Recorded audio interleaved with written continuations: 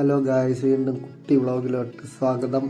ഇന്ന് നമ്മൾ ചെറിയൊരു മെക്കാട് പണിക്ക് പോകാൻ വേണ്ടി ഇരിക്കുകയാണ്. അപ്പോൾ അങ്ങനെ വണ്ടി ഓടിച്ച് വർക്കല എത്തി. വർക്കല കയറ്റം കഴിഞ്ഞ് ഇവിടെ ആളിനെ തിരക്കിയിരിക്കുകയാണ്.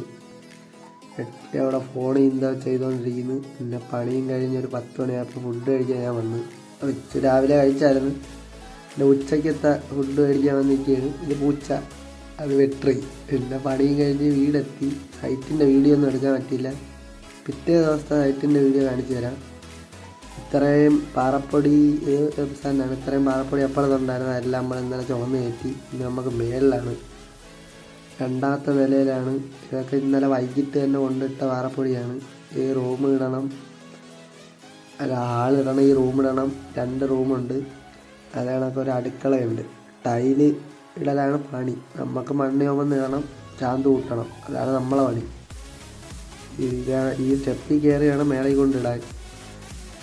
വെട്ടറിയുടെ കാര്യം എന്താ പറയാ, വെട്ടറിയൊക്കെ അണങ്ങി ചുമന്ന് വെട്ടറിയൊക്കെ ഒരു പരുവായി കേട്ടാ.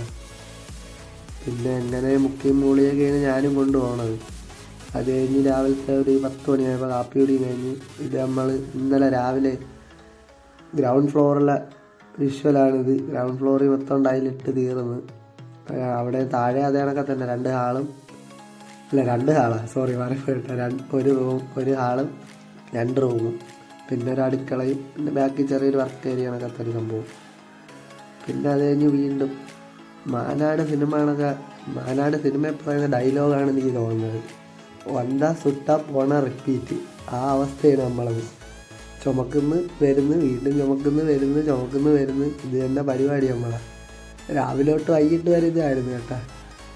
ബാറ്ററിയൊക്കെ ഒരവസ്ഥയായി. പിന്നെ ഫോണ് അവിടെ റെക്കോർഡ് വയ്ക്കുന്ന കണ്ടോ, ബാറ്ററി മാസ് സ്റ്റെപ്സൊക്കെയാണ് ഇറങ്ങി വരുന്നത്. എനിക്കറിയാൻ വയ്യ. അല്ലാത്തപ്പോൾ ചത്തിറങ്ങി വരുന്ന ആളാണ്. ഫോണിരിക്കുന്ന കണ്ടോണ്ട് മാസ് കാണിക്കുന്നത്.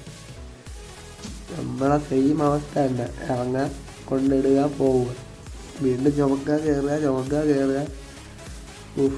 ഒരു രക്ഷയില്ല. അതിനിടയ്ക്ക് വെയിലെന്ന് വെച്ചാൽ ഒരു രക്ഷയില്ലാത്ത വെയിൽ. സൂര്യൻ നേരെ ഉച്ചിയിലാണ് അടിക്കുന്നത്. എന്തോ ഭാഗ്യത്തിന് ഒരു തൊപ്പിയും മാസ്കും എടുത്ത് വെച്ച് കെട്ടി. ഇല്ലായിരുന്നെങ്കിൽ സൂപ്പറായിരുന്നു. അങ്ങനെ വെയിലടിച്ച് ഉരുവിക്കാണ്.